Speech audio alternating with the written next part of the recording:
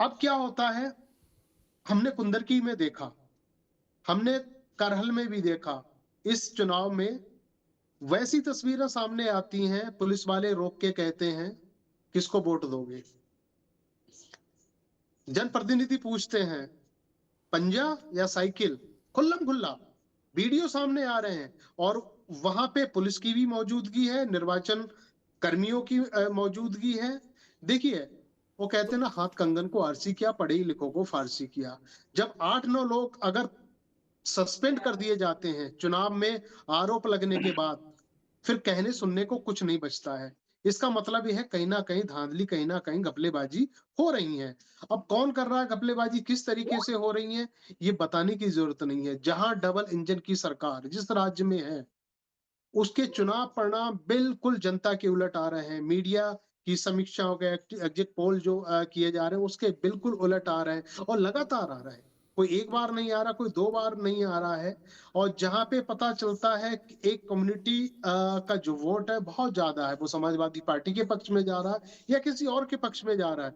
और वहां क्या होता है, जब रिजल्ट का पिटारा खुलता है, वो भारतीय जनता पार्टी जीत रमेश रही जी, है। मैं अब आप बोल रहे हैं, आपकी बात, मैं आपकी बात को भी, लेकिन फिर झारखंड क्या हुआ?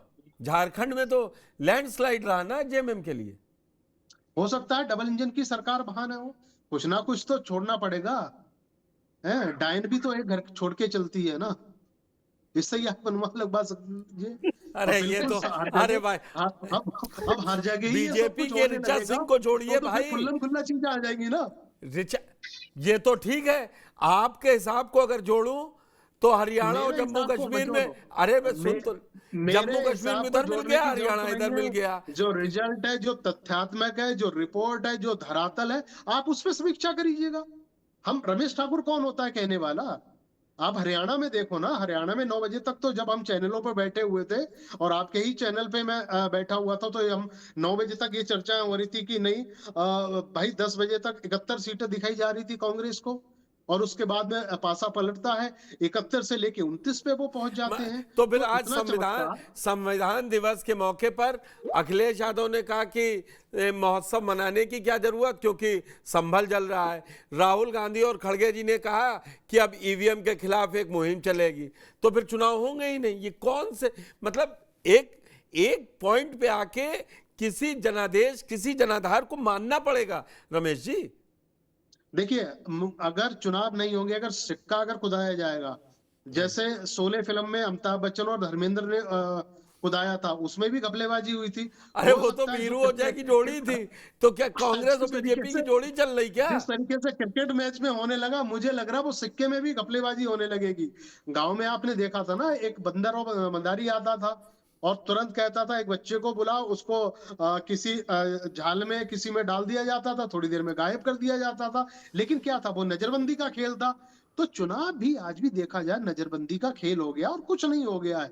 पता चला जिस इलाके के 2700 मुस्लिम वोट है, और वो मुस्लिम वोट जा रहा समाजवादी पार्टी के लिए, कांग्रेस के लिए जा रहा, ईवीएम का पिटारा खुलता है, वहां 17 वोट सिर्फ मुस्लिम ये समाजवादी के खाते में जा रहा है, और बाकी पता नहीं भगवान अब कहाँ एक चला जाता है। एक आंकड़ा तो मैं भी ये दे रहा सारी हूं, चीजें हैं। एक आंकड़ा रामपुर मैं भी दे बताता दूं। है, आजमगढ़ जब बात बताता है। आंकड़े पे रही है तो एक आंकड़ा मैं भी दे दूं रमेश जी। जी, सीसामऊ में 2 बूथ ऐसे हैं, और टीवी9 उत्तर प्रदेश उत्तराखंड पर वो रिपोर्ट लगी है कि जहां बीजेपी को एक मत नहीं मिले। जब जबरदस्ती चल रही, तो ये कैसे बूथ वाइज जबरदस्ती चल रही क्या? मैं बता रहा हूँ क्यों नहीं। सीसामऊ में आपको पता है, ओवरऑल जो विधानसभा हुआ, कम से कम 1,49,000 वहां पे मुस्लिम मतदाता है। ठीक, 2 लाख सामान्य इकहत्तर कितना है? हजार वो है। सामान कितना है, ओबीसी कितना है, जाटव कितना, दलित कितना है, वो ना के बराबर। भाई वहां तो घपलेबाजी आप नहीं कर सकते हो ना, वहां करोगे तो फिर आपका खेल और खत्म हो जाएगा, कुंदरकी में खेल कैसे पूरी हो गई तरीके फिर से। घपलेबाजी? मैं आपसे, मतलब मुझे ऐसे पूछूंगा तो आप कह देंगे, थोड़ी देर में कह दिया नहीं जाएगा कि सब जगह गोदी करने को मीडिया है, नहीं, जीतू जी बोल नहीं देंगे। नहीं, लेकिन मैं मुझे पूछ तो तो लग लूं। मैं रहा आ नहीं, रहा हूं जीतू। आज पुष्कर जी आप समीक्षा नहीं कर रहे, मुझे लग रहा है आज आप पूरी तरीके से डिफेंड कर रहे हो इलेक्शन कमीशन को, सरकार को, और पूरी व्यवस्था को आप डिफेंड कर रहे मैं हैं। लेकिन सवाल देखो, मैं सवाल पूछ रहा हूं, मैं कोई वर्डिक्ट नहीं दे रहा हूं। नहीं, सवाल आप पूछो, सवाल पूछो। अब एक जगह आपने कह दिया ठीक है यहाँ पे हो सकता है, वहां पे क्यों नहीं हो सकता?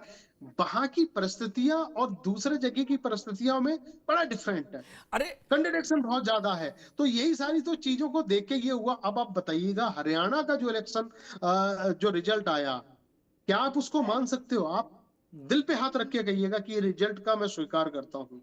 फिर उसके बाद में मैं सारे सवालों का जवाब आपको दे दूंगा, तथ्यात्मक तरीके से दे दूंगा। और उसके बाद अगर मेरे पास ईडी का नोटिस आएगा तो जिम्मेदारी आपको लेनी पड़ेगी। आप तो बताइए। सुनिए, उत्तर प्रदेश तक सीमित रहते हैं, क्यों हम रमेश जी को ईडी नोटिस दिलवा दें? ये जितेंद्र वर्मा भाई, एक एक वर्ग वो भी है जो कह रहा उत्तर प्रदेश में, सुनील जी से इस बात का मैं जवाब लूंगा, जो कह रहा समाजवादी पार्टी और बीजेपी को अब ये सूट कर रहा है कि ये बाइपोलर चुनाव उत्तर प्रदेश में होते रहे, कभी ये आ जाएंगे कभी वो आ जाएंगे। 22 में हार गए थे, 24 में इनको आ रहा हूं। जितेंद्र जी, इस सवाल का जवाब आपसे नहीं लूंगा, बिल्कुल इस सवाल का जवाब आपसे नहीं लूंगा, ये निष्पक्ष लोग दें तो ज्यादा ठीक रहेगा। आप पार्टी हैं जी। पुष्कर जी, लगभग हर राज्य में बाइपोलर चुनाव हो गया, किसी तीसरे के लिए कोई स्थान नहीं है, या तो पार्टियां हैं या गठबंधन है। आप झारखंड में देखिए, जो भी हाल का चुनाव हुआ, इंडिया दल समूह था, एनडीए दल समूह था। आजसू का क्या हश्र हुआ आपके सामने है। वो उनके जो नेता हैं सुदेश महतो, वो तक चुनाव हार गए। महाराष्ट्र की भी स्थिति आप देख लीजिए, या महायुति या महाविकास अघाड़ी, तीसरे किसी ने जगह बनाने की कोशिश की, किसी को जनता ने स्वीकार नहीं किया, कोई किसी नेता को भी स्वीकार नहीं किया। तो स्थितियां तो यह है कि उत्तर प्रदेश की भी स्थिति बाइपोलर ठीक है, इंडिया और एनडीए दो हो गए। फिर रमेश जी की ये वाली बात कैसे हो कि अब ईवीएम और चुनाव आयोग की भूमिका पर सवाल? नहीं, देखिए, चुनाव आयोग की चुनाव, पुष्कर जी, अभी 2 चुनाव जो ये चुनाव हुए महाराष्ट्र में बैलेट जो ईवीएम में वोट पड़ा है, वो है 6,40,40,88,195। पोस्टल बैलेट से वोट पड़ा है 5,38,225। यानी कुल वोट कितना हो गया?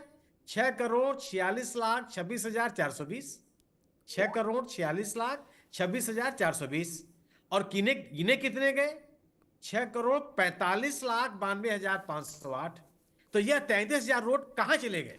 अब आप सुनिए सुनील जी, मैं इसका एग्जांपल दूं। आप इस चुनाव का कह रहे हैं, कई एडीआर ने लगा रखा है, 19 में यही नंबर दे रखा है उन्होंने। चुनाव आयोग जवाब ही नहीं दे रहा है, चुनाव आयोग जवाब नहीं दे रहा है, और कोर्ट में गए हैं। मैं आता हूं, ये एक नए है इसमें। एक मिनट जी पुष्कर जी, सवाल यह है कि 2014, 2019, 2024 इन तीनों में, मैं नहीं कह रहा हूं, मैं कह रहा हूं कि निजी तौर पर मैं ईवीएम में बहुत संदेह नहीं करता, लेकिन ये तो जरूर मैं तो बिल्कुल नहीं करता। या तो ईवीएम में मैंने कोई ना कोई तो छेड़छाड़ है।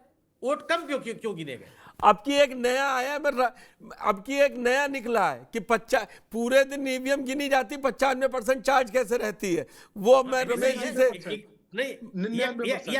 नहीं पुष्कर जी, मौलिक सवाल है। और आप मुझे बताइए, नहीं, एक सेकंड बस, अंतिम बात, मुझे एक चीज का जवाब दे दीजिए। मैं भी अच्छा, अमेठी और रायबरेली जीते तब नहीं होगा सवाल? ये कैसी बात कर रहे हैं आप? बिल्कुल होगा, क्यों नहीं होगा। मैं ऋचा जी के पास जाता हूं, ऋचा और मिल्कीपुर तक रहता हूं। ऋचा जी, आपका बहुत बहुत स्वागत है। जुड़ नहीं पाई आप कुछ समय से, लेकिन बड़े जितेंद्र वर्मा है, प्रवक्ता समाजवादी पार्टी, उन्होंने बड़े बड़े दावे किए हैं कि सेना से चुनाव करवा लीजिए, हम जीत लेंगे, ये तो 7-2 पलट देंगे। बड़ी बात तो वही आई ना, तो पार्टी से तो वही सवाल लूंगा मैं। ऋचा जी देखिए, समाजवादी पार्टी अपनी हार को, या फिर जिसको कहा जा सकता है कि जनता के जनादेश को स्वीकार नहीं कर पाती है, और अपनी हार के लिए कभी चुनाव आयोग को बताते हैं जिम्मेदार, कभी ईवीएम को बताते हैं, कभी प्रशासन को बताते हैं, लेकिन ये इस बात को स्वीकार नहीं करते हैं कि जनता ने इनको जनादेश नहीं दिया है। रही 2024 के चुनाव की बात, जिसकी ये बार बार उदाहरण देते हैं, तो कहीं ना कहीं 24 के चुनाव में इन्होंने एक झूठ की हांडी चढ़ाई थी, जिसको काट की हांडी कहा जा सकता है। आज वो काट की हांडी फूट चुकी है, और पीडीए को भी समझ में आ चुका है कि समाजवादी पार्टी पीडीए के नाम पर केवल और केवल वोट लेती है, लेकिन इसी पिछड़े के साथ जब खड़े होने का सवाल आता है तो समाजवादी पार्टी कहीं नहीं दिखाई पड़ती है। तमाम घटनाएं हुई, मैं उन घटनाओं में बहुत डिटेल में नहीं जाना चाहती हूँ, चाहे वो अयोध्या हो, चाहे वो कन्नौज हो, जहाँ पे पिछड़े या दलित परिवारों की बेटियों के साथ जब समाजवादी पार्टी के लोगों द्वारा ही उनका उत्पीड़न किया गया, तो भी समाजवादी पार्टी किस तरीके से अपनी पार्टी के पक्ष में या तुष्टीकरण के पक्ष में खड़ी हो जाती है। और मैं एक बहुत महत्वपूर्ण उदाहरण देना चाहती हूँ, अलीगढ़ मुस्लिम विश्वविद्यालय, जामिया मिलिया इस्लामिया यूनिवर्सिटी में आखिर ये क्यों नहीं बात करते, जब ये पिछड़े और दलित की बात करते हैं कि वहां पे उन छात्रों को रिजर्वेशन मिलना चाहिए, लेकिन वहां तो पूरी तरीके से चूंकि इनको मुसलमानों का तुष्टीकरण केंद्र में सरकार केंद्र में सरकार जितेंद्र वर्मा जीतू की है कि ऋचा सिंह की पार्टी की है?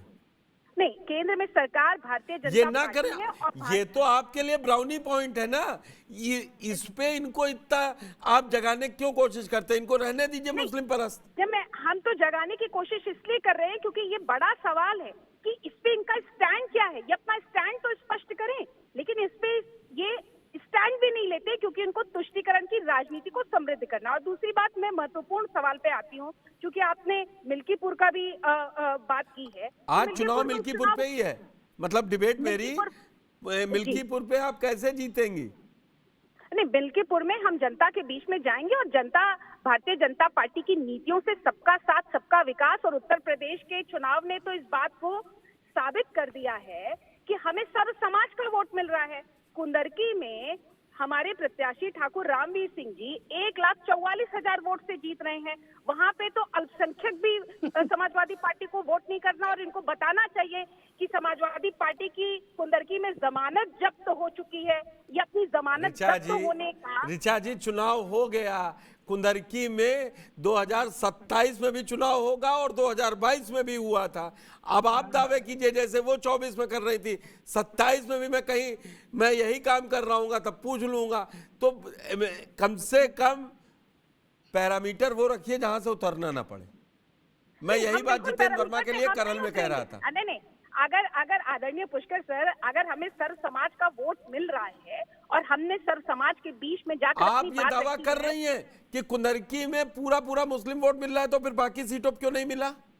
आप अन्य सीटों पे उठाकर देख लीजिए कि अन्य सीटों पे हमारी जीत की मार्जिन क्या रही है। कटेरी, जहाँ पे जो समाजवादी पार्टी का गढ़ हुआ करती थी, वहाँ बसपा का गढ़ था। शंखलाल मांझी सिर्फ 2012 में जीते थे। मैं ऐसा आंकड़े में बोलना शुरू करूंगा, टाइम मैं ले लूंगा। नहीं आदरणीय पुष्कर सर, हमने खैर में बड़ी मार्जिन से चुनाव जीता है। हमारी मार्जिन हर जगह बहुत अच्छी है। खैर और मझुआ मैं आ रहा था, अगर मैं पीडीए का जब सवाल पूछता ना। अच्छा आप ये देखिए, करहल में भी तो ये नीचे आ गए। करहल में जरूर ये जीत गए हैं, सीसामऊ में जीत गए हैं, लेकिन करहल और सीसामऊ में भारतीय जनता पार्टी का वोटिंग परसेंटेज बढ़ा है। बिल्कुल।